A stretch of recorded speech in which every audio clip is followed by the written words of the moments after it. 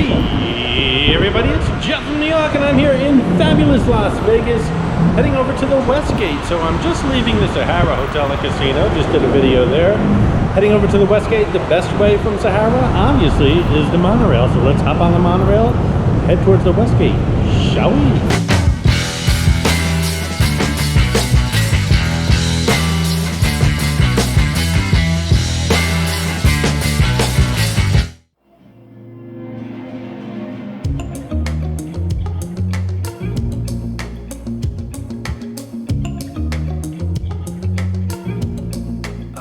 The Westgate, perhaps the most forgotten hotel and casino on the Las Vegas Strip. Technically not on the Strip, it's about 2 blocks east of the Las Vegas Strip, but it's definitely worth a trip.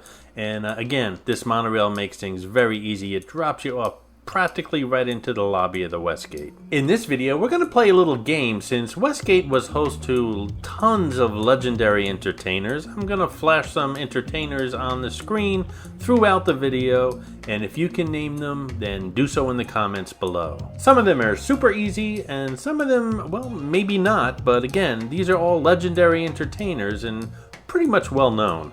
Like this one.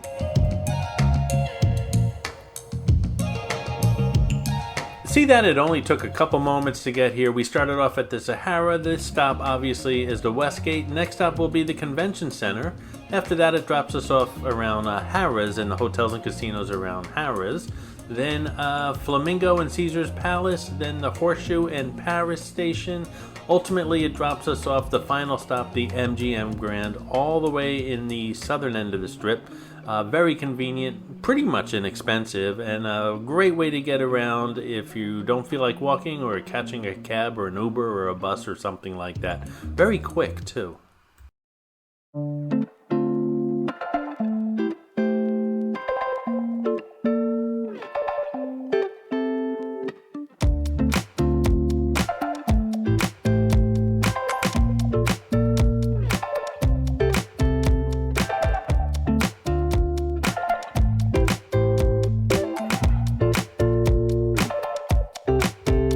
The Westgate opened in 1969, and it's had quite a few names since it opened, including International Hotel, that's what it opened as. Then for many years it was the Las Vegas Hilton, and then it was briefly known as LVH, or the Las Vegas Hotel and Casino. And from 1981 to 1990, it was the largest hotel in the world.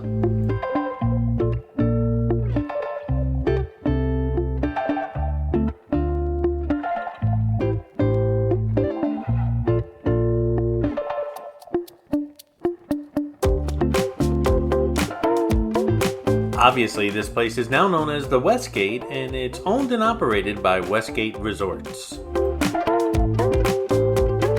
This is Riki Tiki Sushi, Japanese sushi served in a peaceful setting surrounded by lush gardens and tranquil sounds of water cascading in a koi pond.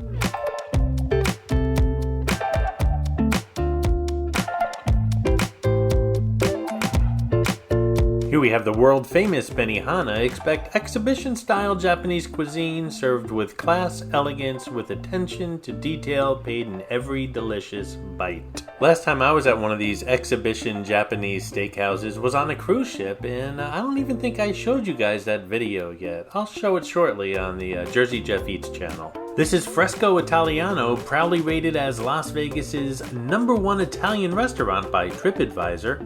It doesn't get better than their savory selection of meats, seafood, pasta, and risotto, served in a Tuscan-inspired backdrop.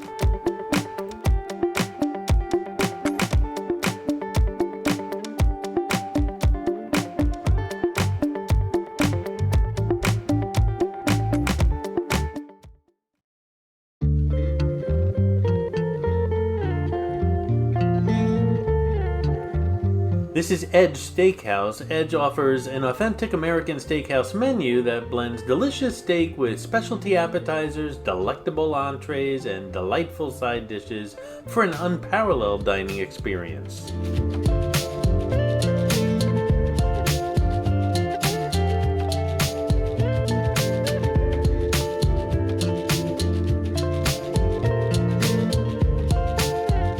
By the way, at the end of this video, I'll give you the answers to all these celebrities. This is the conference area of the Westgate. Please don't forget, subscribe, thumbs up, and share on your social media. I appreciate it, guys. The Westgate's just shy of 3,000 rooms in its 30 floors. The top floor consists of 3 sky villas geared towards high roller customers, each with a private swimming pool and at least 12,000 square feet of space. Those are big suites, and they each have their own swimming pool. Wow.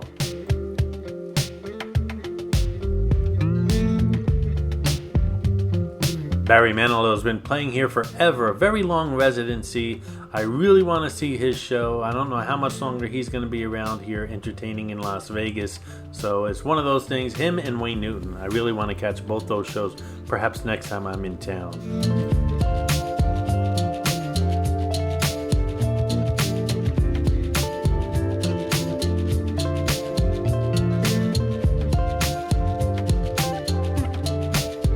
We're heading towards Westgate Sportsbook. They call it their Superbook. First time I walked in here, I was amazed. My jaw dropped how large this sportsbook is.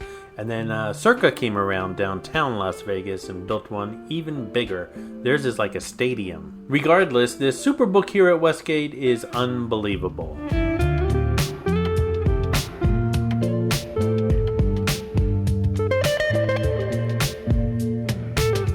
With more than 30,000 square feet of hard racing action, over 350 seats, and a massive 220-foot by 18-foot 4K video wall, experience live sporting events like nowhere else. Lots of cool places in here for drinks and grub as well.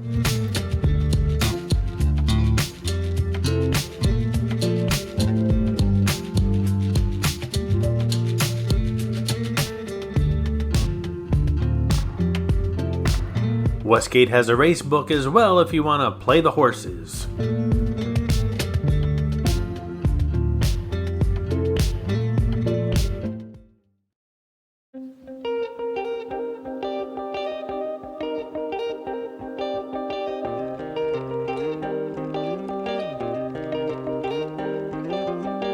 Located right inside the sportsbook is the Fresh Buffet. You can choose your favorites and go back for seconds and refills over and over again.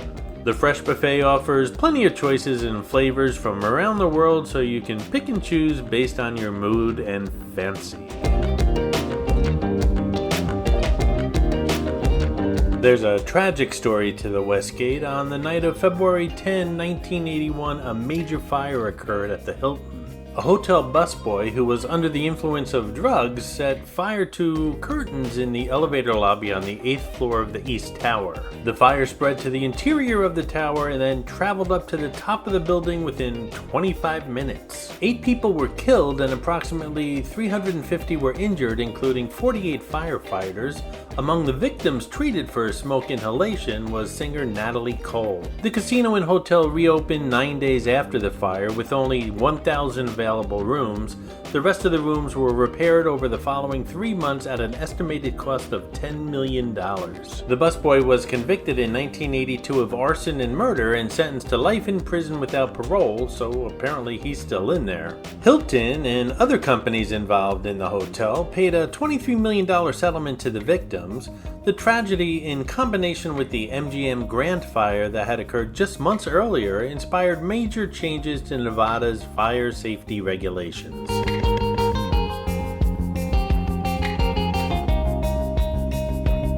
This area right off the lobby pays homage to lots of the legendary stars that played here, just like the game we're playing in the video. Elvis Presley made his big late 1960s comeback right here at the Westgate. Well, back then it was called the International. It would be his first public stage appearance in 8 years. Presley's first show proved so popular that the hotel immediately signed him to a 5-year contract for 2-month-long engagements per year. He'd go on to perform a total of 636 shows at the hotel from 1969 to 1976, with every show sold out. Presley's run of performances at the Hilton was cut short by his death in August of 1977.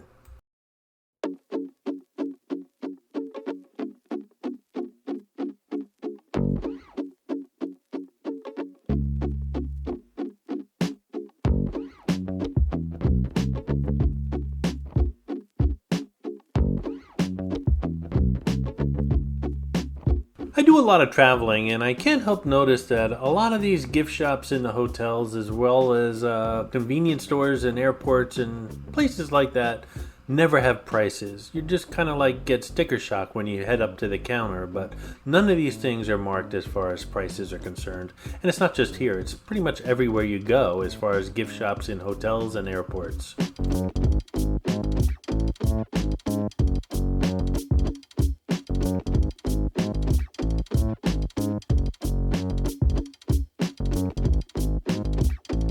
This corridor that leads out to the monorail has quite a few shops.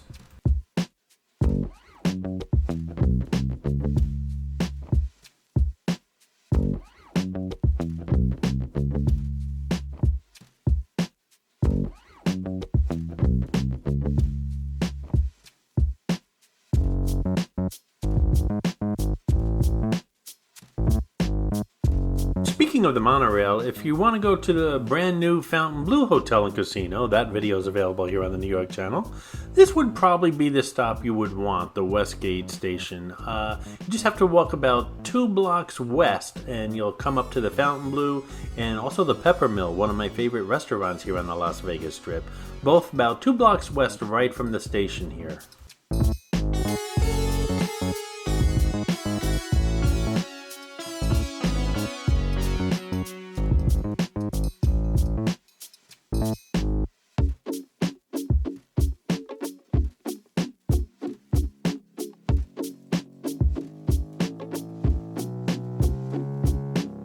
So how'd you do with all the legendary entertainers that played here at the Westgate? I'm about to give you some of the answers. Did you get them all? Did you get some of them? Leave a comment below. Starting from the beginning, we had Barry Manilow, Elvis Presley, Barbra Streisand, Peggy Lee, Liberace, Chiro, Wayne Newton, Smothers Brothers, Engelbert Humperdinck, David Brenner, Rich Little, and Frankie Valli and the Four Seasons. How'd you do? Every time I'm at the Westgate and pass this piano, I just can't help myself.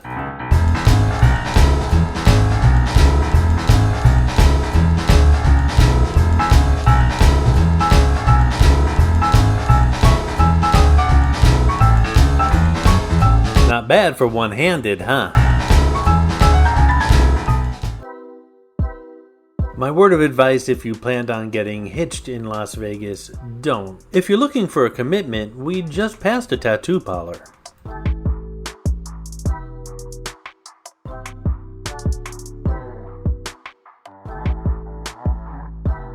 Vegas success story or Vegas tragedy? Leave a comment below.